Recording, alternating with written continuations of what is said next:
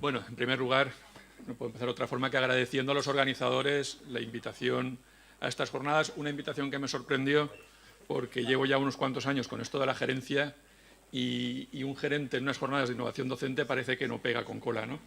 Los gerentes somos esos personajes tristes que solemos decir que no a todas las cosas nuevas porque cuestan dinero y no me veía aquí. Pero también es verdad que la vocación, aún la recuerdo de una vida anterior, era la docencia, la mía, y que algo hice en ese sentido, ¿no?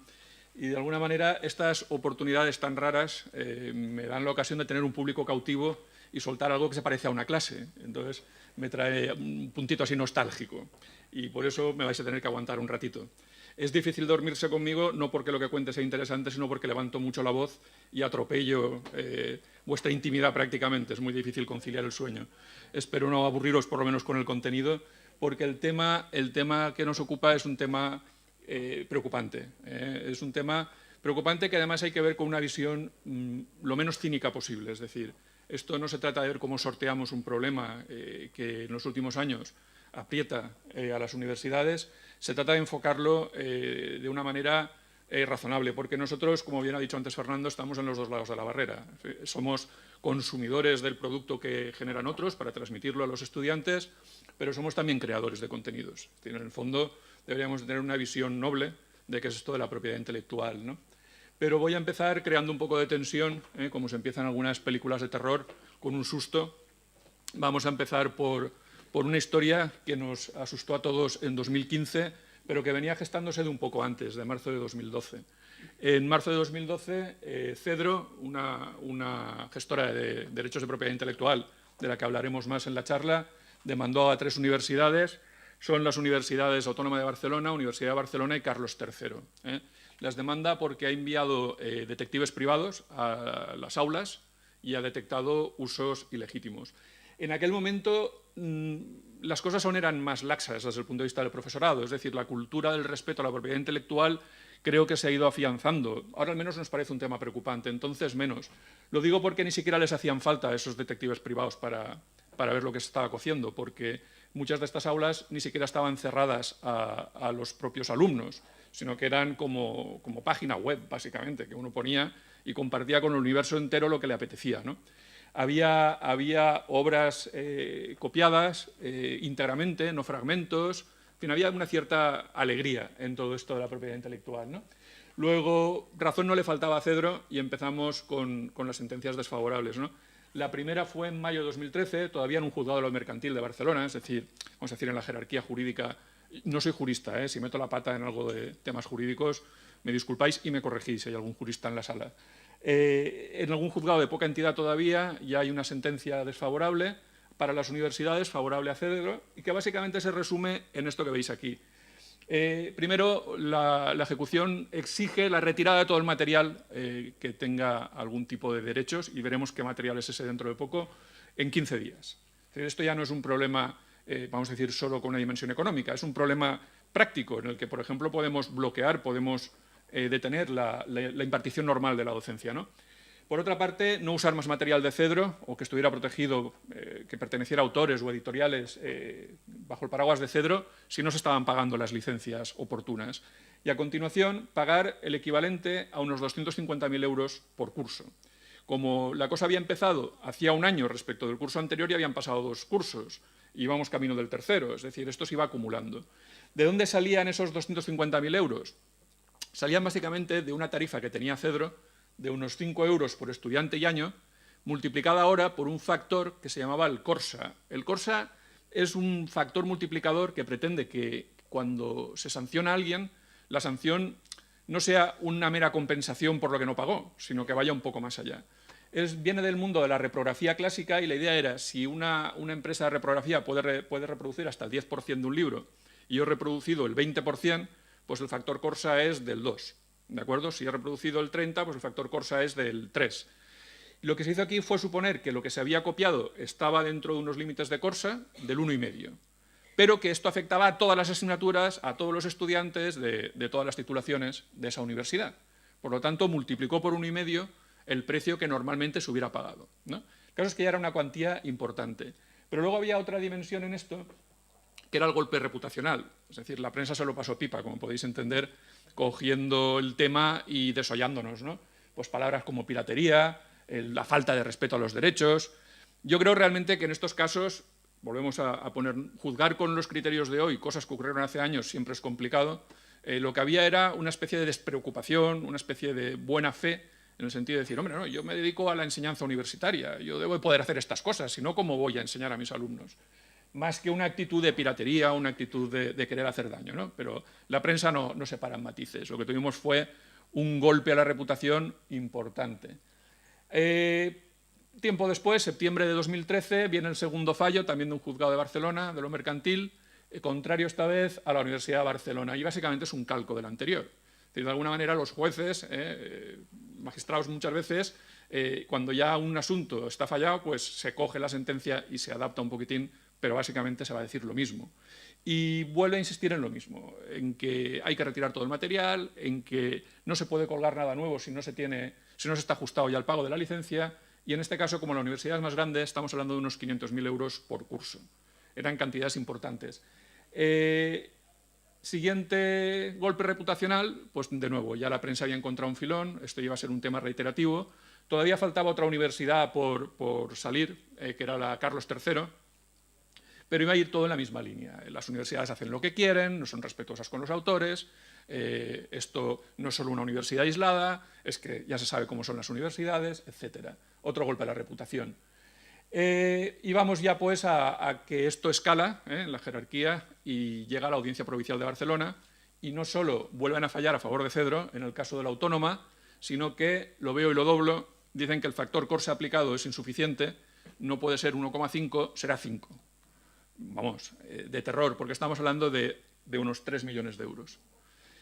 Para una universidad como la autónoma era un golpe importante. Estamos hablando además del año 14, después de sufrir unos recortes drásticos en el sistema catalán, por ejemplo, donde muchas universidades veían la supervivencia económica cuestionada, pues hacer frente a 3 millones de euros era un golpe muy, muy duro.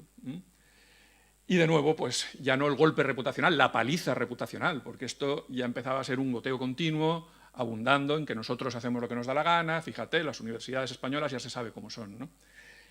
Mal. Y os digo que nos faltaba la Carlos III. Y aquí es donde ya vemos todos las orejas al lobo, porque nos plantean a 10 universidades, entre ellas la mía, este es el escrito que le enviaron a la mía, unas reclamaciones previas a la vía judicial, y es que Cedro ha mordido bien a la presa y va a apretar todo lo que pueda. Así que a 10 nos pone en fila india y nos dice que nos ha detectado también con esta técnica tan cuestionable, creo yo, de enviarnos, de matricularnos a detectives en las aulas, ha detectado usos ilegítimos de obras. Por ejemplo, en el caso de mi universidad detectó 3, 2 reproducciones de obras completas, una de la editorial McGraw-Hill y otra de Paidós, y una parcial de Pearson.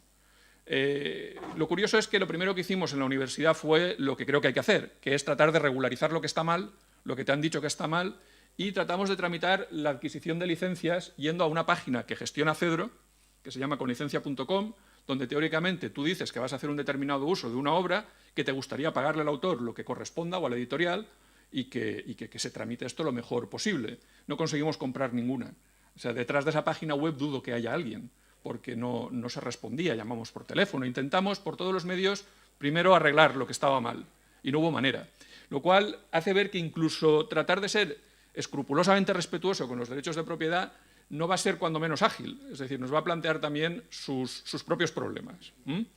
Yo lo digo porque Cedro en esto no sé si está a veces al nivel de lo exigible también. Se nos exige a nosotros diligencia y ser rápidos y facilitar las cosas y ser respetuosos con la legalidad, pero del otro lado creo que también deberían de ser cuando menos ágiles en estas gestiones. Y ahora ya, pasado el susto, os hablo un poco del contexto, ¿no? Del marco legal en el que inscribimos todo esto de la propiedad intelectual. Y empiezo formulando una pregunta que parece tonta, porque la respuesta de buena fe es evidente. Y es, ¿puede el autor de una obra literaria, artística o científica decidir sobre su comunicación, reproducción, distribución o transformación? La respuesta no puede ser otra que sí. No puede ser otra que sí. Claro que puede. Es decir, yo puedo crear algo y no querer difundirlo, no divulgarlo, guardarlo en un cajón, ¿por qué no? Este es un derecho que tengo yo. Pero esto hay que contraponerlo, y ahí la pregunta ya es más dura, a un interés general que hay, que es la educación superior también. Bueno, pero es que la educación superior muchas veces se basa en la confrontación, en la dialéctica o en la construcción incremental del conocimiento, y para esto hay que usar el conocimiento que se ha generado previamente. El conocimiento no nace del vacío. Para explicar algo tendré que poder utilizar fragmentos de la obra de otra persona, aunque solo sea a título de ilustración. Es decir, aquí es donde colisionan de alguna forma dos derechos, y ya la cosa no está tan clara. Es decir, un sistema que ordene esto deberá de tener en cuenta que hay ciertos usos legítimos que limitan de alguna manera el derecho absoluto que pueda tener, en principio, el autor a controlar toda reproducción, toda difusión de su obra. Ese debate, además, en las universidades es un debate especialmente rico, porque el éxito que tuvo en los años 80 la iniciativa del software libre, por ejemplo, generó un cambio cultural que ha ido calando y que se ha ido extendiendo a otros ámbitos, ya no solo el de la informática, y es el del conocimiento abierto. Y de hecho, ahora mismo es un debate en la Unión Europea importantísimo, el del Open Science, el del Open Access, etcétera, ¿no? Es decir, nuestra cultura es una cultura, yo creo que generosa, que entiende que el creador tiene el derecho incluso de regalar su obra, ¿no? Y nos gusta a muchos esto. Yo también he publicado alguna cosa con Creative Commons. Entendemos muy bien ese principio de que el creador tiene el derecho de decidir qué se hace con la obra. Y no nos gustaría que, por ejemplo, se nos limitara ese derecho a nosotros. Pues en ese sentido hemos de respetar también los derechos de aquellos que quieren cobrar siempre por su obra, pero ateniéndonos a un juego que esté bien claro. Los derechos del autor son de dos tipos. Están los derechos morales, por ejemplo, a que se reconozca siempre su autoría, y este lo entendemos perfectamente, es decir, cuando una idea la he tenido yo y la he expresado yo en un documento, me gustaría que no me la robaran, no me la fusilaran. Y también derechos patrimoniales. Los derechos patrimoniales son los derechos básicamente de explotación de la obra. Y aquí es donde empieza a ponerse la cosa complicada, porque vamos a decir que todo el marco jurídico de la protección de la propiedad intelectual está hecho con los tiempos anteriores a lo que tenemos hoy.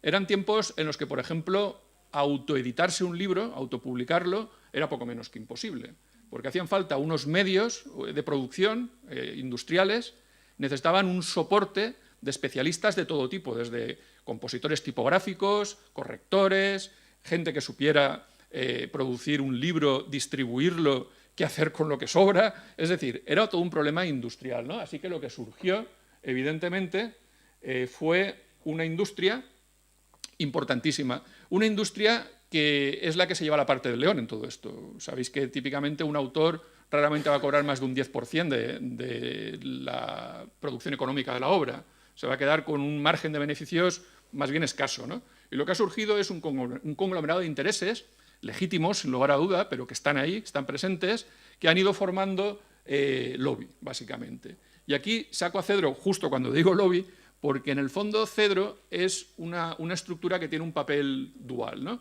Si habláis con la gente de Cedro, con la que últimamente interactuamos bastante desde CRUE, veréis que Cedro siempre dice que defiende los derechos de los autores y apenas susurra por lo bajinis que también de los editores. Cuando, si veis un poco la estructura que conforma Cedro, quien tiene ahí la voz cantante es obviamente los editores, que son los que tienen el poder económico y la capacidad de influencia que sustenta a estas entidades, ¿no?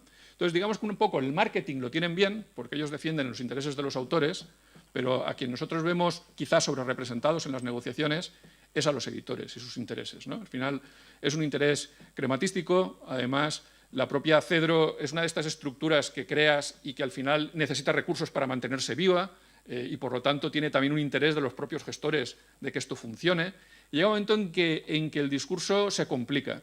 Pero os decía, mi aproximación un poco al negociar con Cedro es tratar de ser lo menos cínico posible en los dos sentidos. Ni quiero ser cínico con ellos, quiero reconocer que defienden intereses legítimos, ni quiero que ellos sean cínicos con nosotros. Nosotros no queremos pagar menos, queremos pagar lo justo. Y queremos que lo que pagamos se distribuya entre los autores que realmente utilizamos y no entre otros, ¿no? Sabéis que hay precedentes sobre malos sistemas de distribución de los fondos que recaudan en otras entidades, por ejemplo la SGAE, ¿no? Que ya tiene su antología de recortes de prensa. Los derechos que nos ocupan básicamente son estos cuatro, aunque la verdad es que el de transformación lo quito porque tiene un interés menos relevante. Los que nos importan son los derechos de reproducción, distribución y comunicación pública. Y son derechos diferenciados y que se pueden acumular entre sí.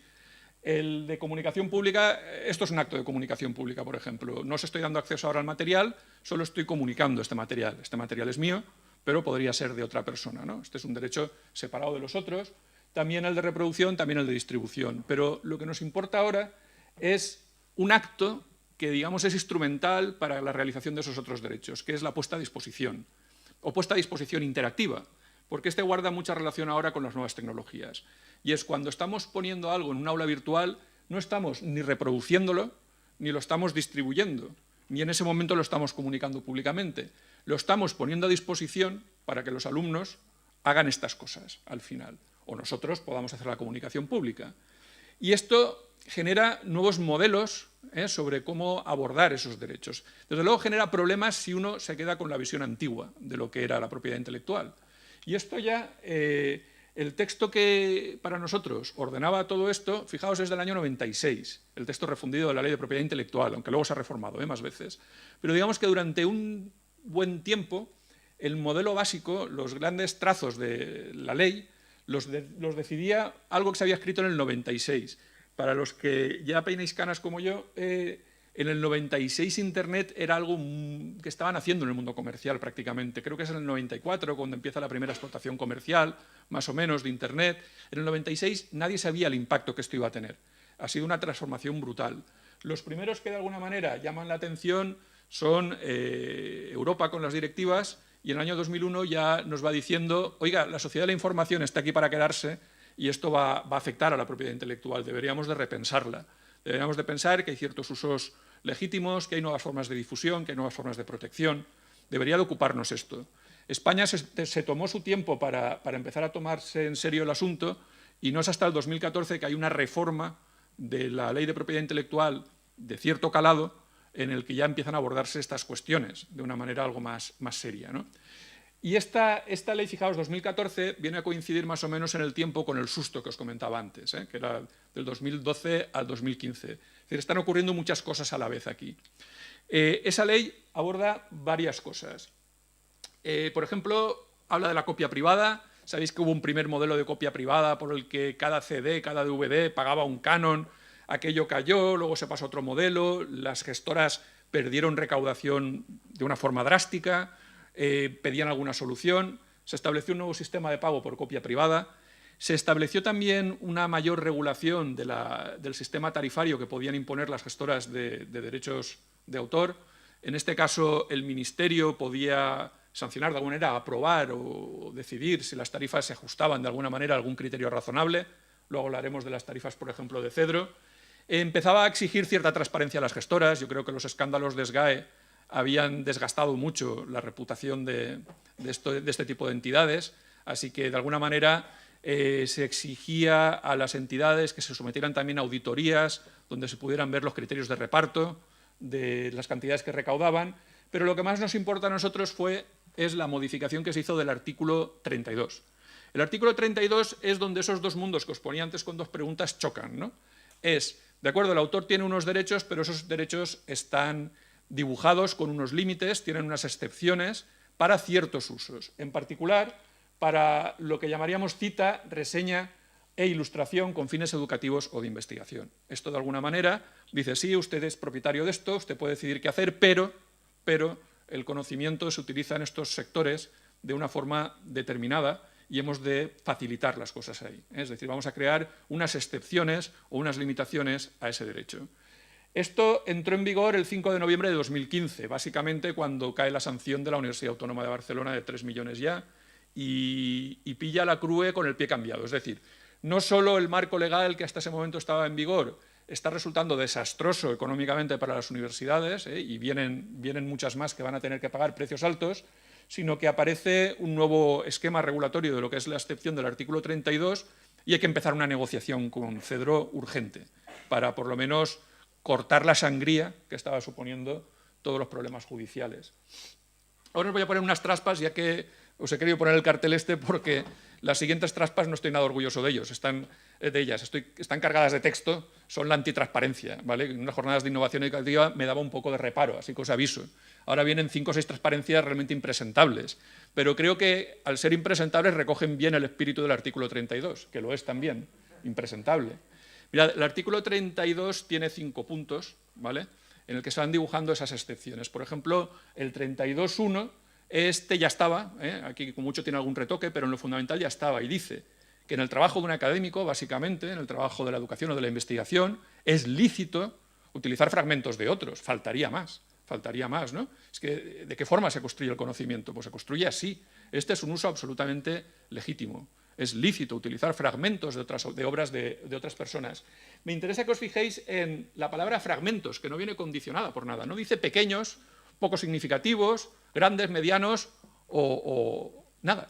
Fragmentos. Podéis utilizar fragmentos en obra propia, pero condicionado, eso sí, a que sea a título de cita o para un análisis crítico. Es decir, lo que no podéis hacer es coger fragmentos y montaros una obra de fragmentos, ¿no? Será porque vosotros tenéis un discurso que hilvanar, que de alguna forma tejer con esos textos. Eso es legítimo.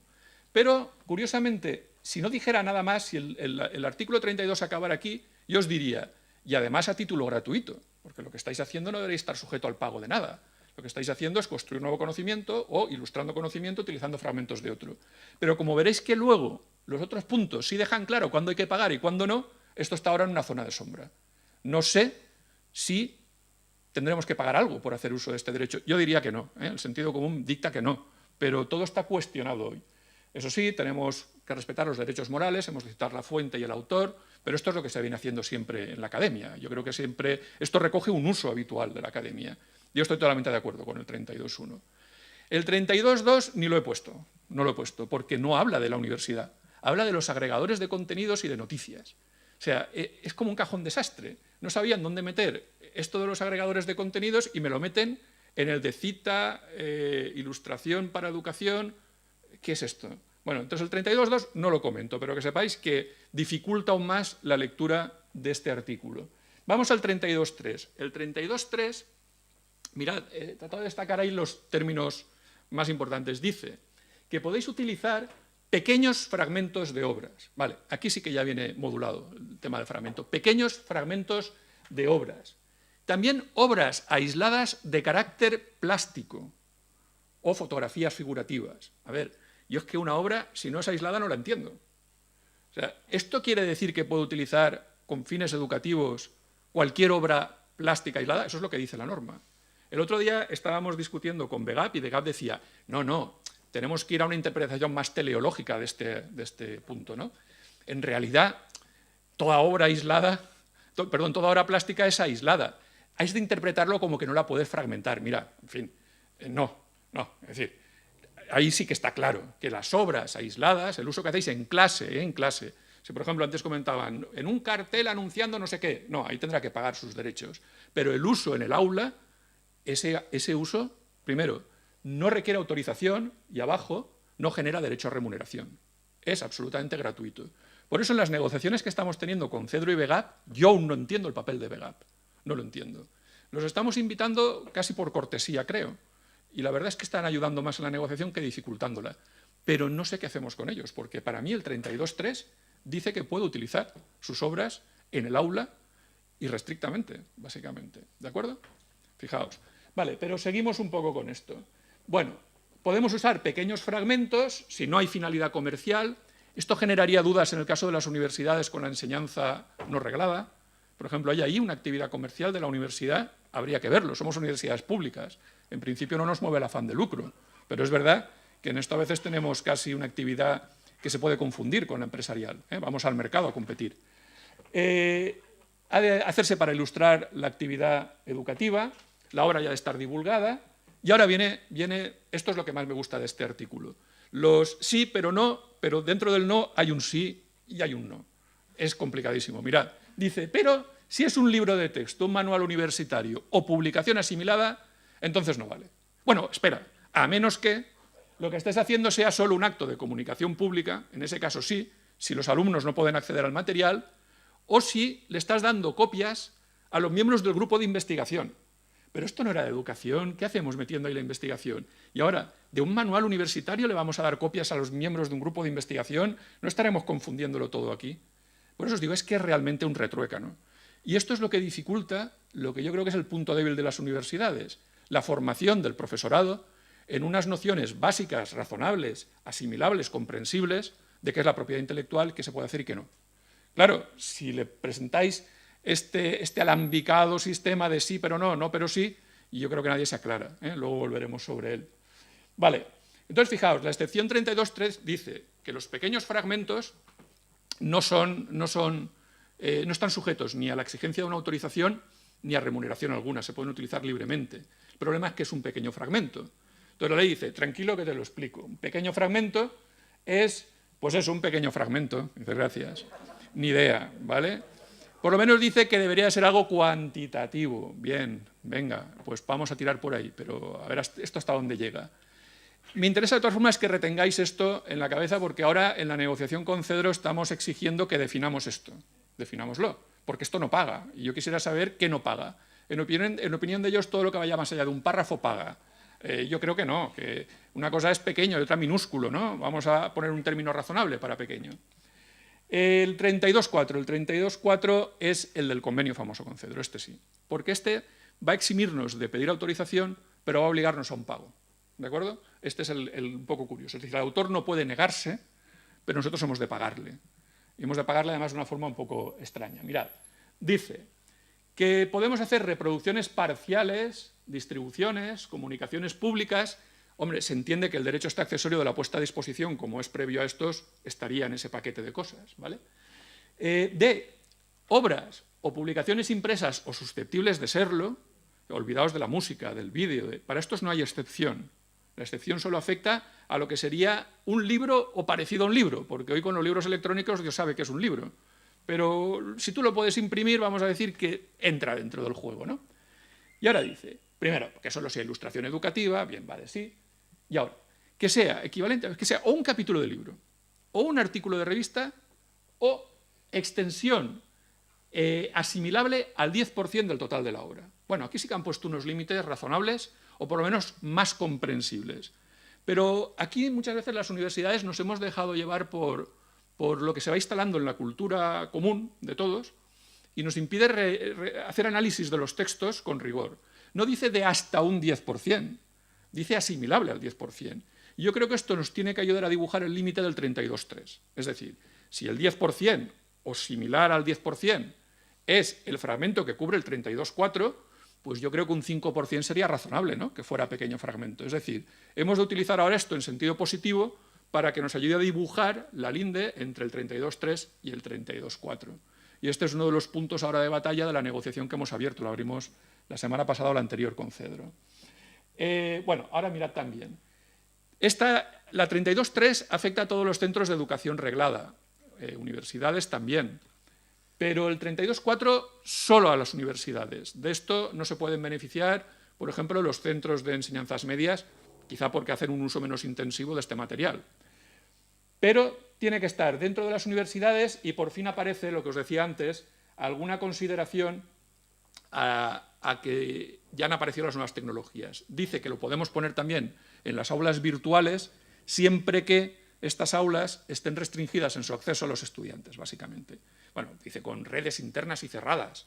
Y a veces a las redes les llama inalámbricas o alámbricas, un lenguaje así un poco obsoleto, un poco de otro tiempo. Pero lo que está dejando claro es que los usos que hacemos de las aulas virtuales, siempre que sean de estas porciones de material, están cubiertos, pero no los podemos abrir a cualquiera. No podemos, por ejemplo, en un MOOC abierto a todo el mundo, no estaríamos amparados por el 32.4, sí en el uso de las aulas, ¿vale?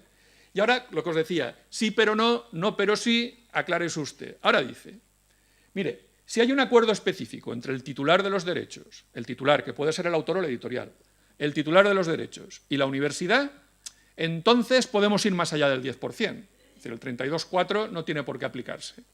O, si el titular de esos derechos es la propia universidad, cosa que ocurre, por ejemplo, con las editoriales universitarias, también usted puede poner ese 10% sin pagar. En esos casos, exceptuados estos dos, habrá que dar una remuneración equitativa. Que, cuidado, se da porque hay un derecho irrenunciable del autor a recibir esa remuneración equitativa. Y además la ha de recibir de la mano de una entidad de gestión de derechos colectivos. Es decir, el autor no puede negociar con nosotros una percepción directa de esa cantidad. lo ha de hacer a través de una entidad de gestión colectiva. Y esto genera varios problemas. En primer lugar, es un derecho irrenunciable que justo antes acaba de crear dos excepciones, por los que el autor ha renunciado a ese derecho, supongo. Es decir, no lo puede exigir. Si el autor llegó a un acuerdo específico, está renunciando al derecho, ¿no? O eso entiendo yo. O si resulta que escogió la universidad como editorial para la publicación, renunció al derecho también, porque no le vamos a pagar, ¿no? El artículo dice que en esos casos no hay que pagarle. Un derecho irrenunciable con dos excepciones que le permiten renunciar. Muy complicado. Y luego, si es irrenunciable, ¿qué hacemos con las Creative Commons? ¿Qué hacemos con las Creative Commons? A ver, si no lo entiendo mal, resulta que el profesor que publica algo en una Creative Commons está dando gratuitamente la obra a quien quiera explotarla, por ejemplo, cuando no exige un pago por ella, ¿no? Pero si se hace un uso del 10%, hay que pagar, porque el 32.4 dice el 10%. O sea, si usted usa un capítulo del libro, ha de pagar. Si usa el libro entero, no. Bueno, esto es demencial. Es una ley mal hecha, en el sentido de que genera muchas inseguridades. No se adapta a los tiempos, porque el año 14 la Creative Commons ya era una realidad con bastante sustancia. No se adapta, nos deja a todos en lo peor que se puede estar, que es la inseguridad jurídica, es no saber a qué atenernos. Afortunadamente tenemos una carta de Cedro que envió en el año 2015 en el que reconoce que las Creative Commons no pagan, pero hace 6 meses estuve en una reunión con ellos y decían que claro que pagaban las Creative Commons. O sea, mira, oye, todo a la vez no, ¿no? Es muy complicado. Por eso decía, el 32.4 además, perdonad, para acabar del sí pero no, no pero sí, tiene un 32.5 que dice, todo lo que hemos dicho en los puntos 3 y 4 vale, pero no vale, para las partituras, para las obras de un solo uso, y ahora fijaos lo último, lo que he puesto en cursiva, esta es muy graciosa, dice, ni las compilaciones o agrupaciones de fragmentos de obras o de obras aisladas de carácter plástico. A ver. Yo puedo sacar una obra de carácter plástico aislada de un libro de arte, pero si el libro es un libro de recopilaciones, no la puedo sacar de ese libro. ¿Veis un poco el sinsentido? Pero no se va a notar, ¿no? Cuando la haya sacado, nadie sabrá de dónde la ha sacado. Esto, vale, dicen las malas lenguas que es que se equivocaron, que lo que pretendían poner aquí era que tú no podías confeccionar un libro con fragmentos de libros, o confeccionar una obra, por ejemplo, que recopilara obras plásticas y decir, como cada una la ha sacado aisladamente, la obra completa está cubierta. Hombre, sería una especie de pasar los límites de lo admisible. Pero lo curioso es que, tal cual está escrito, nos vuelve a generar inseguridad. Yo no sé. ¿A qué se refiere una recopilación de obras aisladas de carácter plástico? Quizá a los libros que editan los museos con el catálogo. Y yo es que no lo sé, de nuevo. Y no saberlo, yo que llevo un tiempo dedicado a esto, pues imaginaos un profesor que te viene con una duda. Además, cuando el profesor te viene con una duda, no te pide tu opinión, te pide una certeza. Ya, pero ¿puedo o no puedo? Y además, si me lo puedes decir por escrito, mejor. Y no puedes decir nada por escrito, porque esto pues se irá resolviendo igual a golpe de sentencia, yo no lo sé. Es complicado. Vale, lo que os decía, bueno, el 32, como podéis ver, es el monstruo de Frankenstein. Quería haber puesto a Boris Karloff ahí, pero como la película es del 31, y esto no es exactamente una actividad docente, no está en el dominio público todavía. Entran en el dominio público las películas del 28, me he documentado. En Estados Unidos, en España ni lo sé, así que no me he arriesgado, creo que este grabado está libre de derechos, ¿vale? E ilustra lo que os quería decir. El artículo 32 es el monstruo de Frankenstein, tiene el punto 2, que ni siquiera habla de nosotros, el punto 3, que no define bien el pequeño fragmento, el 4, que sí, pero no, no, pero sí, el 5, que lo acaba de liar, muy complicado. Yo os diría que además hay más situaciones que no están en el 32, que también nos afectan. Por ejemplo, las obras de dominio público se pueden utilizar irrestrictamente, ¿no? Siempre que reconozcamos la autoría, como no puede ser de otra manera. Pero, ¿qué es el dominio público? Pues ahí tenemos otro problema. En cada derecho, el dominio público es una cosa. En el español, lo único que hay es que cuando se muere el último autor vivo, si pasan 70 años, 80 si es desde no sé qué fecha, 70 en general, esa obra pasa al dominio público, es decir, se puede utilizar ya libremente. Pero en otras culturas, por ejemplo, en el derecho anglosajón, el dominio público a veces se obtiene sencillamente por la declaración del autor de que la obra está en el dominio público. Pierde mucho control luego sobre la obra, no se podrá arrepentir porque una vez entras en el dominio público has entrado para siempre, pero basta la declaración del autor para que tengáis dominio público. Aquí no. Aquí hay que esperarse 70 años al fallecimiento del último autor. Y esto también genera confusión, porque encontraréis material que en la red dirá que es de dominio público y lo será en otros países, pero aquí no necesariamente. Problemón, ¿no? Y luego también hay ciertas cosas que están fuera del ámbito de la propiedad intelectual, como las disposiciones legales o los actos, acuerdos, deliberaciones, dictámenes. De nuevo, yo creo que está claro lo que está definiendo aquí, pero en el caso del mundo universitario tendremos que hacer una extrapolación. Por ejemplo, las actas de una asignatura a mí me parece que no son propiedad intelectual, sencillamente es un documento que forma parte de un expediente administrativo, pero lo que llevó hasta ese acta también debería estar cubierto. Por ejemplo, si el acta recoge el resultado de un examen, yo creo que el examen es un documento administrativo dentro de ese expediente. Luego, quizá, con una interpretación razonable, los exámenes que utilizaran fragmentos de obras deberían de estar cubiertos, pero esto es porque me lo invento yo. Pero, en fin, de nuevo, para que veáis un poco las zonas de ambigüedad, las zonas oscuras de todo esto. Solo estamos hablando, os insisto, de obras impresas o susceptibles de serlo. Ni se os ocurra subir un vídeo al aula virtual. Ni se os ocurra. No sabemos en qué situación quedamos en ese caso. De hecho, así adelanto un poco de material, tuve una visita de GEDA a mi universidad diciéndome que querían cobrar 2 euros por alumno y año. Tenían una escala de descuentos además fantástica. El primer año solo el 20%, luego el no sé cuántos. Ya, pero ya habíais ganado la primera baza, que era que os reconociera que os he de pagar. Querían cobrar 2 euros por alumno y año. ¿Y por hacer qué? Porque yo pensaba que era por subir vídeos al aula virtual. Dicen, no, eso ni se te ocurra. Por el mero hecho de que en las televisiones que tenéis en las cafeterías se exhibe televisión, por ejemplo. O que en las aulas un día ponéis un vídeo, por la comunicación pública del vídeo. No por ponerlo a disposición de los alumnos, por comunicarlo públicamente. Digo, hombre, eso, 2 euros solo por eso, luego vendrás con lo otro. Esto es muy caro, ¿no? No. Digo, además, digo, mira, si es así, voy a prohibir al profesorado que use vídeos en el aula, lo cual va contra el sentido. No, es que lo usan y tú no te enteras. Ya tengo detectives que me lo han dicho. Una profesora de enfermería utilizó un vídeo de House, un capítulo de House, en el aula. Luego resulta que era verdad. De eso quieren que paguemos 2 euros por estudiante año, solo de ese derecho. Imaginaos. Por eso os he dicho, todo lo que os he contado en el 32 solo es de cosas que se pueden imprimir, básicamente.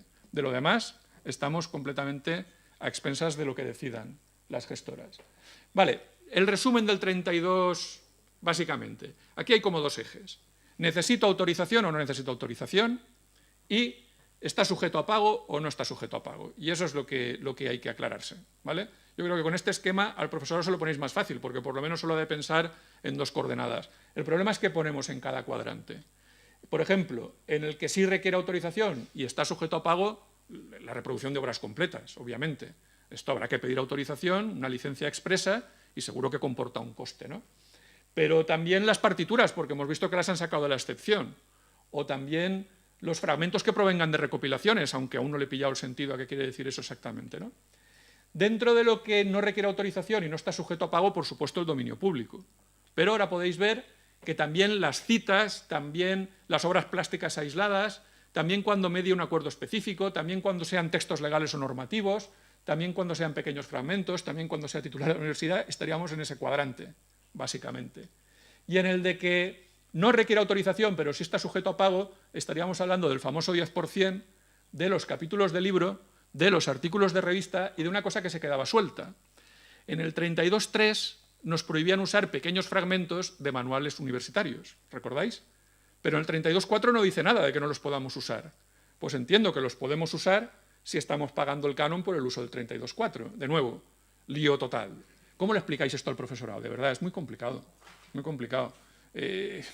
Yo mismo no me aclaro, ¿sabéis? Y llevo tiempo pegándome con ellos y acudiendo a fuentes como es el propio Cedro para resolver dudas. Y finalmente en esta zona ya ni me atrevo a poner nada. La parte que nos ocupa a nosotros es el 32.4, la excepción del 32.4. Lo voy a presentar de otra forma. A ver, ya que esta de los cuadrantes a la gente podría todavía ponerle dudas, lo vamos a ver como nos gusta a los informáticos, ya que yo soy del gremio, ¿vale? Un pequeño diagrama de flujo. Vamos a ver, primera pregunta. ¿Es un documento oficial, administrativo, legislación, normativa? Los criterios de evaluación de la asignatura. Sería un documento normativo, por ejemplo. ¿Esto qué? Pues mira, está exento. Esto no es propiedad intelectual. Esto lo podemos usar libremente, ¿vale? Porque en fondo son las normas de funcionamiento. Vamos con el no. Vale, ¿es un uso de un fragmento en una obra propia para su análisis crítico? Pues oye, esto es un uso legítimo. No sé si paga o no, pero el 32.1 dice que es un uso legítimo y hasta la fecha no se ha pagado por esto. No vamos a cambiar las cosas ahora. Luego, si en mi obra yo pongo fragmentos, estoy cubierto, ¿vale? No, ¿vale? Es un pequeño fragmento que no provenga de un manual, cuidado, o es una obra plástica aislada, ¿vale? Cuidado, como de pequeño, ya os he dicho que es una duda, no puede ser manual universitario, no puede ser partitura, lo decía el 32.5, y en estudios propios no lo tengo claro, porque no es enseñanza reglada, creo que no. Vamos por aquí. Bueno, pues no hace falta ni autorización ni pago, podemos usar esos pequeños fragmentos. No, vale, tengo una licencia o un acuerdo, la licencia es abierta, o es de la universidad ese material, o de dominio público. Bueno, en esos casos, disculpad, habría que ver si tenemos el acuerdo, si la licencia realmente es abierta. Si es que sí, está autorizado y pagaré o no según la licencia que tenga. Y finalmente la última pregunta ¿es un capítulo, un artículo o algo asimilable al 10%? Bueno, pues de nuevo, que no sean partituras, ni obras de un solo uso, ni recopilaciones de obras de texto tal. En ese caso, sin autorización, pero dentro del convenio, de tener estipulado que le he de pagar a Cedro por hacer estos usos. Y si es que no, no lo publiques, negocia la licencia, porque le has dicho no a todo. O sea, que esto, lo que estás haciendo, está en la zona claramente de peligro total. Este sería el esquema, también demencial, como podéis ver. De nuevo, yo no soy capaz de retenerlo en la cabeza. Con que decirle a un PDI, cuando subas cada documento, ten esto en la cabeza, y, en fin, es muy complicado. Al final, los usos cotidianos, las cosas que vamos haciendo, irán decidiendo comportamientos, pero nunca estaremos en una zona, las universidades, de seguridad jurídica completa. Siempre estaremos al albur de que alguien malinterpretó esto y se equivocó. Y voy a decirlo así, se equivocó. Y un detective privado vendrá, nos lo pillará y estaremos en una situación complicada, aun teniendo el convenio firmado. Vamos al convenio que he ilustrado con un rodillo, porque aquello ni fue convenio ni fue nada. Porque, os digo, nos pilló en el año 16, que es cuando estaba muy calentita la sentencia de la autónoma, la de Barcelona estaba a punto de caer, la Carlos aún ni siquiera lo habían fallado en los juzgados del mercantil, pero se nos venían encima, y teníamos a 10 en fila india. O sea, estábamos todos asustadísimos por el cambio normativo y con Cedro condicionando que tuviéramos negociación para levantar, por ejemplo, los requerimientos, ¿no?, que nos estaban haciendo. El convenio que se firmó con Cedro y con VEGAP también nacía a la sombra de que ellos estaban aprobando unas tarifas propias. Las tarifas que estaban aprobando eran de 5,90 euros por alumno y año, masiva. Eso es un dineral, sería el doble de lo que venimos pagando ahora, más o menos. También es verdad que ellos te proponían una escala proporcionadita, que iba subiendo poco a poco, que iba aumentando, porque para ellos la primera batalla era que les reconociéramos el derecho a cobrar. Luego ya hablaríamos del precio, ¿no? Te lo ponen fácil a la entrada para que es como las ofertas de Telefónica y todo esto, ¿no? El primer año vas a pagar muy poco, prepárate el segundo. Bueno, estábamos en ese contexto también, ¿no? Y estas tarifas eran de aplicación. O había un convenio que modulara el precio o íbamos a pagar esto. Yo os digo, es una negociación en el peor escenario concebible, con mucha prisa, con un escenario alternativo horrible. La pregunta es cómo formaron el precio de 5,90. Porque a mí me parece desproporcionado, me parece una barbaridad. Bueno, pues fueron a una consultora, GFK, y le dijeron que lo decidiera la consultora, básicamente. ¿La consultora qué hizo? Pues vistió el santo un poco para que pareciera que lo podíamos sacar de procesión y ya está. Lo que hizo fue una encuesta. ¿Y qué hizo en la encuesta? No lo sabemos, no tenemos acceso a la encuesta. Hemos exigido ahora acceso a la encuesta. Pero imaginad que le decís a un chaval, ¿algún profesor tuyo ha utilizado alguna vez material protegido? Bueno, va a decir que sí. Bueno, parece que el 80% dijo que sí. De donde ellos coligen que el 80% del material de las aulas virtuales está protegido. Tía, es una cosa, en fin, no se sigue, ¿no? No se sigue. Además, lo pueden afirmar con un nivel de confianza del 95,5%. Mira, esto es un disparate, de verdad. Es decir, que cuando habléis con el Ministerio, habléis con gente que no tenga la formación estadística mínima, me parece bien, pero no nos la coléis a nosotros. Es decir, eso es una encuesta basada en la memoria de la gente. Como mucho, podréis colegir con esa confianza que la gente recuerda eso. Pero eso no tiene nada que ver con lo que ocurre en las aulas virtuales. O por lo menos sospechábamos que no. Luego os adelantaré algún dato sobre lo que pasa realmente. Bueno, en la negociación hubo dos bandos, claramente. CRUE, que reaccionó rápidamente, intentando, vamos a decir, contener el daño que se nos venía encima, y aparece Cedro de la mano de VEGAP. ¿Por qué aparece VEGAP? Yo no estaba en esa negociación, pero creo que aparece porque VEGAP se estaba pegando con Cedro, básicamente, y Cedro los trajo, dijo, vente ahí, y de lo que lleguemos tú estás viendo cómo se gestiona esto y te quedarás un trozo. Se vienen a quedar el 22% de lo que pagamos aproximadamente ahora mismo, ¿vale? Por un acuerdo que tienen ellos dos. Nosotros lo que hacemos es negociar un precio único por todo el paquete, pero en la mesa los tenemos a los dos. Bien, en aquel momento se hizo con ellos dos, esto acabó en un convenio y en un contrato por cada universidad. Y esto genera otro problema, por lo menos a los gerentes nos eriza el vello, lo de que haya un contrato que emana de un convenio. Perdona, la contratación pública en España está bastante bien regulada, y habrá procedimientos para contratar, y el convenio nunca lo ha sido. De hecho, el convenio es una cosa más que discutible. Que el convenio diga que vamos a firmar un contrato, además en según qué casos, en algunas universidades, por importes muy elevados, que obligarían casi al armonizado, ¿no?, europeo. Es decir, cantidades muy respetables. Pero así es como se saldó aquello. Por supuesto, ya pudimos dar una noticia, si no positiva, al menos no tan negativa, a prensa, y os explico mínimamente en qué consistió el convenio. El convenio tenía una duración inicial de 2 años, 2016 y 2017, aunque Cedro dice que va por cursos, también tenemos ahí un poco de debate con ellos. El caso es que esos 2 años estaban cubiertos con el pago de 3 millones de euros. Fijaos que el convenio se cerró incluso cuando ya el primer año había entrado, en marzo del 16. Y creaba aquí un punto crítico en el 17, que era el disponer de una herramienta que permitiera controlar los usos que hacemos en las universidades de la propiedad intelectual. Y aquí quiero deciros, esa herramienta nos interesa a nosotros tenerla, es verdad, nos interesa. Por ejemplo, para saber qué usos hacemos y poder valorar el precio de esos usos. Pero a quien más le interesa es a Cedro, le interesa muchísimo, porque si no, no saben repartir el dinero. Y si no lo reparten con equidad, si no lo reparten proporcionalmente a los usos reales, el Ministerio les puede sacudir, claro, porque es otro escándalo tipo SGAE, ¿no? Luego ellos también tienen mucho interés en esta herramienta. La herramienta se tenía que haber ido haciendo en el 16, pero claro, el respiro, yo creo, de haber firmado el convenio y ganar un poco de tiempo fue tal que todos bajamos la guardia. Hasta el 17 no nos tomamos en serio el tema de la herramienta. Se orientó primero por Cruetic, ¿sabéis?, la parte de vicerrectores de tecnologías de la información. Se hizo un trabajo muy profesional, pero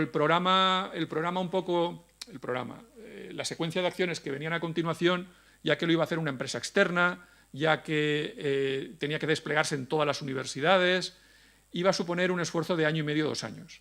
Empezando en el 17, nos ponía en una situación complicada, porque lo que teníamos claro es que queríamos que la negociación del siguiente convenio se hiciera con datos. Y si esperábamos tanto tiempo no íbamos a tener datos, no iba a ser posible enfocar bien la negociación. Es por eso que si no teníamos herramienta, en el año 18 se prorrogaba automáticamente el convenio, pero costaba 3.200.000 euros. Había con una penalización de 200.000 euros, ¿de acuerdo? Y aún así fue un mal menor. Valía la pena prorrogarlo ese año pagando 200.000 euros más si a cambio nosotros tomábamos el control de la herramienta y decidíamos qué hacer con ella. Y la herramienta empezó a estar disponible con un cambio de planes en febrero del 18. He puesto esa rayita ahí porque en realidad empezamos a trabajar casi en plan urgencia y guerra de guerrillas en octubre del 17. Y es que efectivamente el plan, vamos a decir, formal de desarrollo de toda la herramienta era tan largo que necesitábamos tener una alternativa en un breve plazo. Y ahí es donde pringué yo, porque como soy del ramo de la informática y no hay muchos gerentes con este perfil, acabé ofreciéndome y sabía que me arrepentiría. Y ya estoy arrepentido, bueno, ya lo estoy desde hace tiempo. Encima ahora me salen bolos en el momento en que hay que hacer el presupuesto, por ahí, porque vengo a contaroslo a vosotros, pero luego voy a Salamanca a los archiveros y luego a Tenerife a los secretarios generales. Encima parece que tengo una vida paralela con esto de la propiedad intelectual. Sabía que me arrepentiría, pero al menos el plan ha funcionado razonablemente bien. La idea era, mira, mi universidad hace un módulo, tengo el equipo de desarrollo que lo puede hacer, lo hacemos rapidísimamente y lo pongo en explotación el segundo semestre. Y en julio cierro y hago una pequeña auditoría de cómo nos ha ido. Y me hago una idea de dónde estamos. Y esa información la tenemos para la negociación. Y ese fue un poco el proyecto. Una vez hecho el esfuerzo, que tenía este objetivo como primordial, una vez hecho el esfuerzo, el código lo abrimos y que lo copie quien quiera. Como nosotros usamos Moodle y es la plataforma más extendida, más o menos el 50% o más de las universidades se puede beneficiar del desarrollo. Eso sí, no somos una empresa de servicios. Cuidamos mucho el manual de instalación, el manual de administración, el manual del usuario, para evitar tener que estar todo el día haciendo de helpdesk, atendiendo dudas de otras universidades, de lo que no me he librado. Pero bien, es lo que hay. Al menos tenemos algo, al menos tenemos algo. Bien, vamos con la herramienta ya, que teóricamente era el objetivo de la charla, ¿no? La herramienta es código abierto, corre sobre Moodle, piensa mucho en la interoperabilidad y, sobre todo, ofrece datos en la fecha en que nos venía bien tenerlos.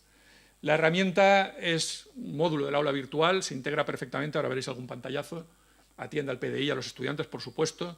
Necesita, con otro módulo, que la biblioteca o la entidad que decida cada universidad pueda participar para resolver dudas y hacer algún trabajo adicional, pero sobre todo genera datos. Y cuando os hablo de la interoperabilidad, la visión es que no se agote solo en la universidad que lo implanta. Esto lo van a implantar teóricamente muchas universidades. Si no exactamente ese módulo, si uno que sea compatible, nos preocupa que CRUE, por ejemplo, pueda comunicarse con las universidades y obtener información estadística. Afortunadamente, CRUE-TIC desarrolló hace tiempo un módulo que se llama NISUE, Nodo de Interoperabilidad del Sistema Universitario Español, que posibilita que las universidades se conecten a él e intercambien información con formatos pactados. Luego, CRUE podría pedir a las universidades, oye, dame información sobre qué autores habéis utilizado, qué proporción de documentos se ajusta a la excepción 32.4, etcétera, ¿no? Y esto nos daría fuerza siempre en las negociaciones. Pero también las gestoras podrían, si llegara el caso, auditarnos. ¿Por qué no? Ahora, una auditoría controlada, no puedes entrar en el aula virtual. Por ejemplo, yo como gerente no entro nunca en un aula virtual de un profesor. Entiendo que es un espacio privado de comunicación entre él y sus alumnos. No voy a dejar a un extraño que entre al aula virtual sin ningún tipo de control. Si quieren hacer alguna auditoría, pactemos los términos, pero la interoperabilidad vendría bien. Y vendrá bien luego, veréis, también para otra cosa. Y, sobre todo, en el futuro podría haber más gestoras. Y volveré a hablar de eso al final. Vale, este es el módulo, básicamente. El módulo está completamente integrado. La idea es molestar lo menos posible al profesor. Yo sé que esto genera fricción, por lo tanto, uno de los criterios fue no hemos de molestar más de lo estrictamente necesario. Así que, por ejemplo, la inmediatez que buscáis en el aula virtual de subir un documento y que esté inmediatamente a disponibilidad del estudiante, la hemos procurado respetar.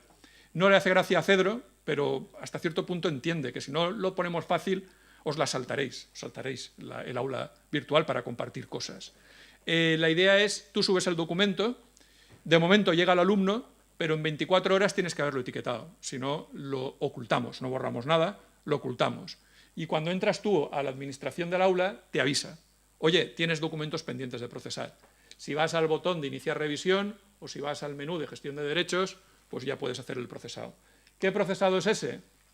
Bueno, te aparecen todos los documentos, el estado en el que están, sin tramitar o no autorizado o autorizado, los puedes ordenar de diferente forma y aquí puedes elegir efectuar una consulta a la biblioteca, en nuestro caso, a la oficina que cada universidad decida, una consulta porque tienes dudas sobre un documento concreto. En ese caso se abre un formulario.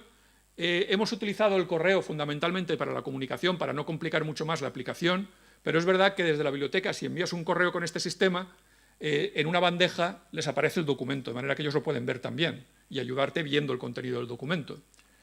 ¿Qué más hay por aquí? Vale, si le das al botón de gestionar, entonces viene un poco el mare magnum. Por un lado, te hemos puesto un visualizador de PDFs para que puedas ver el documento y navegarlo un poquitín, porque solo por el título a veces es difícil seguirle la pista. Puedes también moverte de un documento al siguiente rápidamente. Por si has subido 5, no andar subiendo y bajando por páginas, sino ir lo más rápidamente posible. Pero aquí es donde está el lío. Te damos 8 opciones de clasificación. Y esto es lo más amigable que hemos conseguido. Esto ya es la quinta o la sexta iteración, a base de recoger feedback del profesorado, ¿no? Era aquel organigrama tan demencial, pues aquí simplificarlo y ponerlo pues siempre con un pequeño texto que les aclare las dudas más básicas y tal. Nuevamente, al principio es un tostón. Cuando ya has metido 20 documentos, pues, en fin, ya sabes más o menos dónde ir. Esto es como todo. Con el tiempo lo aprendes. En general, hemos procurado que sea muy expeditivo todo. Si la obra, por ejemplo, está editada por el Servicio de Publicaciones de la universidad, que visteis que era una de las excepciones, no te va a pedir ningún dato. No quiero saber qué obra es, me fío de ti. Fuera, arreo, ¿vale? Y solo te pide que introduzcas datos. Disculpad, cuando estás escogiendo una opción como esta. Es una obra de la que dispongo de autorización escrita o licencia en vigor. Vale, pues en ese caso sí te vamos a pedir que nos digas qué licencia es esa. De nuevo, los campos sin formato, el formato es libre. ¿Por qué? Porque no queremos que la gente esté media hora ahí picando un ISBN bien. Esto era, ya os digo, el objetivo principal ahora mismo era capturar datos y tener una información razonable. ¿Qué más cosas hay? Vale, a partir del feedback de los profesores vimos que era bueno tener una acción de tratamiento masivo de documentos. Por ejemplo, si he subido 40 cosas y las 40 son de acceso abierto, por ejemplo, que pueda decirlo directamente. Estos 40 de acceso abierto, fuera. ¿Vale? Este tipo de mejoras se fueron haciendo durante la propia explotación. Filtrado los documentos, bueno, no quiero entrar en detalles porque sería aburriros. Esta sería la parte que ve la biblioteca, en el que efectivamente de todos los documentos de los que se ha pedido una consulta aparecen en una bandeja quién es el que hizo la consulta, en fin, pueden manejarse bien con esto. Y si ellos tienen clara cuál es la resolución de la duda, desde la biblioteca te lo pueden clasificar.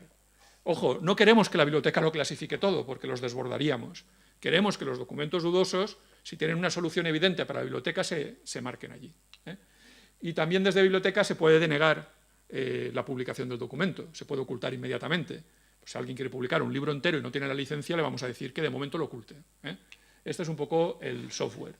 Vale, lo que os digo, conseguimos llegar a tener datos provisionales en julio del 18 ya, por lo menos una universidad generalista como la mía, de tamaño pequeño, moderado, tenía un muestreo muy amplio ya de documentos, ¿vale? Y para la negociación tenemos esos datos. No está mal. Primeros resultados. Por un lado, de la experiencia. La experiencia, el profesorado está harto de que le toquemos las narices, esa es la realidad. Lo último que os habrá emocionado, ¿no? Y os habrá hecho admirar más al gerente y quererlo con más ardor, la ley de contratos del sector público. No sé exactamente cómo lo habrá resuelto Alberto aquí, pero seguro que os ha hecho rellenar formularios, estaréis contentos con eso, ¿no? Es un problemón, estamos cada vez más cargados de papeleos, de documentos que rellenar, cada vez el trabajo nos lo hacemos más nosotros, la informática que parecía un aliado ha hecho que buena parte del PAS de repente diga, no, esto háztelo tú. Y la verdad es que si te lo haces tú acabas antes, o sea, ir a molestar al PAS para que haga una cosa que tarda más en explicarse, hacértela tú, te la haces tú. Pero ahora eres muy consciente de que la estás haciendo tú, antes no. Entonces parecía que se lo habías encargado a alguien. Ahora eres tú el que lo está haciendo, ¿no? Y te irrita. Otra vez, otro documento. Pero estos gerentes que no paran de idear trastadas, ¿no? Que hacernos a los PDI. La máxima fricción, además, tiene un problema, se produce al principio. ¿Por qué? El aula virtual suele heredar todo el curso del año anterior, así que el primer día que abres y te enteras de que hay gestión de derechos de propiedad intelectual, tienes como 200 documentos que procesar. Bueno, el incendio en el campus fue apasionante, no sabéis lo bien que lo pasé esa semana. Pero esto es una barbaridad. Y eso que no activamos el límite de 24 horas, lo dejamos abierto en realidad, para no meter esa presión. Pero claro, si el primer día que dices, ya están estos fastidiando, tienes 200 documentos que procesar, es un problemón. Y entonces ni siquiera teníamos el proceso masivo, había que ir uno a uno. O sea que fue una alegría enorme. Bien, el principal problema no es la herramienta, por mucho que la perfeccionemos, el problema es la formación del profesorado en este tipo de derechos. Es decir, si aclararse va a ser tan complicado, esto va a ser imperfecto siempre. Y no va a ser una cuestión de la interfaz de usuario, va a ser una cuestión de tener claro, de tener todo razonablemente claro qué es lo que hay que hacer. Y la ventaja, el ruido tiende a cero. El ruido es máximo el primer día, pero tiende a cero. Yo ahora, este semestre, por ejemplo, se he reactivado y no he recibido ninguna queja. Igual porque me dan por imposible, pero desde luego no he recibido quejas y eso está bien. Los datos, vale, pues los datos me gustaría anticiparlos, pero justo nos pillan la negociación y creemos que tienen valor. Cedro no conoce aún los resultados de la explotación, creemos que tiene valor, porque no refuerzan para nada la postura de las gestoras de derecho, ya os diré. El uso que estamos detectando de material que estaría bien encuadrado en la 32.4 es muy, muy bajo. Y eso suponiendo que la 32.3, que es la de los pequeños fragmentos, es 32.4. Si dibujamos bien el límite de la 32.3, vamos, la cantidad de documentos que quedan en la 32.4 es ridícula. Pero es que yo mismo como profe, cuando he estado 16 años dando clase, solo una vez utilicé un capítulo de un libro, Gödel, Escher y Bach, con un diálogo de Aquiles y la tortuga para ilustrar una cosa, que me parecía que ahí no podía explicarlo yo, tenían que leer el texto. Y ya está. En 16 años, una vez, utilicé una cosa que podíamos asimilar a un capítulo de libro. El resto ha sido material mío, básicamente. Y si he recomendado libros, les he remitido a la biblioteca. Oye, que ellos saben buscarse las cosas en la red, que tampoco hace falta que se las cuelgue yo. Ya no voy a decir más. No, tampoco les he invitado a ello, pero sé que no son tontos. No son más tontos que yo, seguro. ¿Sabéis? O sea que, bien. El caso, que efectivamente, hice un muestreo de 650 documentos de los 35.000 que se subieron en el semestre. Mi universidad tiene 13.000 estudiantes, para que extrapoléis, y muy pocos, muchos menos de los que supone Cedro, estaban encuadrados en el pago de derechos, ¿vale?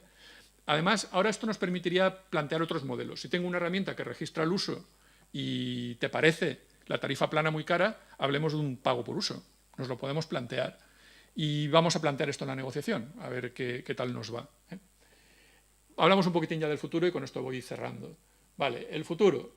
Se supone que más universidades van a desplegar la herramienta, sé que vosotros estáis trabajando también en desplegarla, aunque, de nuevo, cuándo la pondrán en explotación pues dependerá de más factores que la disponibilidad de la herramienta, como el nivel de saturación que tengáis ya con las cargas administrativas que os van imponiendo, ¿no? Otras plataformas la usan ahora como modelo para un desarrollo propio, por ejemplo, las universidades que no tienen Moodle, muchas tienen Sakai. Mantuvimos una videoconferencia con 5 universidades para que hicieran el porting ellos y haya una versión en Sakai, y empezaremos a interoperar. En diciembre me reuniré con Rediris para que Nisue pueda procesar también estos resultados, como os decía. Hemos abierto una nueva negociación y os quería llamar la atención sobre un pequeño detalle que me parece interesante. Recordaréis esa imagen porque antes os decía que la fijación de tarifas que había hecho Cedro ponía en 5,90 el coste por alumno y año del uso del 32.4. Pero si vais a los derechos que cobran a las reprográficas, porque también les cobran a las empresas de reprografía de los campus, les cobran 1,59 por alumno y año. Y la pregunta que yo hago es, ¿y qué diferencia hay entre la puesta a disposición en la reprografía y en la otra? Es la misma, ¿no? Más ahora, que a la reprografía normalmente le enviáis los PDFs por algún sistema que tienen de publicación. No es como antes, que ibas allí con la copia impresa se la dabas. Tú le pones a disposición el PDF para que lo imprima. ¿Por qué un derecho vale 1,59 y el otro 5,90? Yo creo que aquí hay incluso una discriminación tecnológica, ¿no? Y la tecnología no debería discriminar aquí. Aparte de, no sé si hay un repago, pero eso es otro tema. Lo que quiero deciros es que la negociación ahora, vamos, cargados de datos y con un estudio un poco más serio, con más información también de las cosas que está haciendo Cedro. Y además las tarifas nos las cargamos desde las universidades. No sé si lo sabéis, pero no nos afectó en el convenio, pero un abogado encargado por CRUE discutió que las tarifas que había fijado las gestoras de derechos, todas ellas, no solo para las universidades, para cualquier cosa, estaban mal formadas porque cualquier tarifa que afecta a la población en general debe tener en cuenta el tratamiento de las familias numerosas o algo así. Y por un defecto formal de este estilo nos cargamos todo el sistema tarifario. Ahora mismo no hay tarifas en vigor. Luego partimos también con un techo que aún está por fijar. Y además creo yo, igual estoy equivocado, que cuando el Ministerio acepte la tarifa que fije Cedro, nos debería dar audiencia a las universidades, porque el 32.4 es una excepción para las universidades, es decir, no es para el público en general. Y yo creo que nos hemos de personar en ese proceso administrativo y de alguna manera influir. ¿Influir cómo? Aportando datos. Ahora tenemos. Si a mí una encuesta que hizo una empresa sobre si te acuerdas tú de si algún profesor usó algo, a mí no me vale. Me valen los datos, aunque sean los datos de una sola universidad, pero siempre serán más representativos que las imaginaciones de una encuesta. El problema es que vienen más, señores. Todo lo que os he dicho es Cedro y VGAP. A SGAE ya le venimos pagando en general y están tranquilos porque pagamos, pero usualmente porque las universidades somos así, tenemos radios o hacemos uso de la música en otros contextos, no en el aula. SGAE ya está en nómina, ¿no? El que viene ahora es Ejeda, que ya os decía antes, ha visto que sus hermanos mayores hacen estas cosas, dice, oye, a mí también me tocará, ¿no? Y nos viene con el de comunicación pública, una anécdota. Cuando yo le dije, oye, y por exhibir, por tener la tele en el bar y que pongan el telediario allí, ¿he de pagar? Sí. Digo, no, pues mira, te voy a decir una cosa, mañana mismo quito las antenas. ¿Qué interés tengo yo que en el bar vean la tele los alumnos? Más la tele es algo que va a morir en pocos años, ¿no? Todo el mundo lo dice ahora. Quito la antena y ya está. Dice, no, aquí tienes una tele. Digo, mira, esta justamente no tiene antena porque era para proyectar, ¿no? Entonces es igual, saca el móvil. Mira, si yo pongo ahora aquí un partido de fútbol, tú has de pagar. Digo, ¿perdona? Dice, esto es un campus universitario y estoy comunicando públicamente un partido de fútbol demencial, ¿vale? Es decir, mira, así no se puede ir por la vida, ¿no? Además, lo que te están vendiendo en el fondo es la posibilidad de que pagues algo para que no te molesten, y eso toda la vida ha tenido un nombre, ¿vale? Cuando tú pagas a alguien para que no te pegue, tiene un nombre.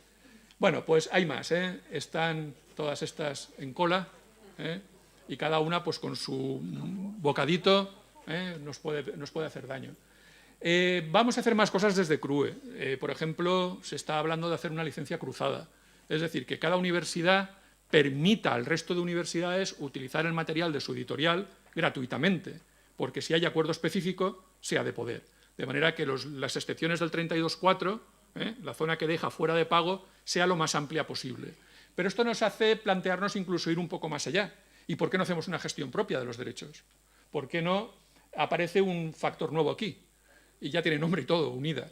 sería una gestora de derechos de propiedad intelectual universitaria, ¿vale?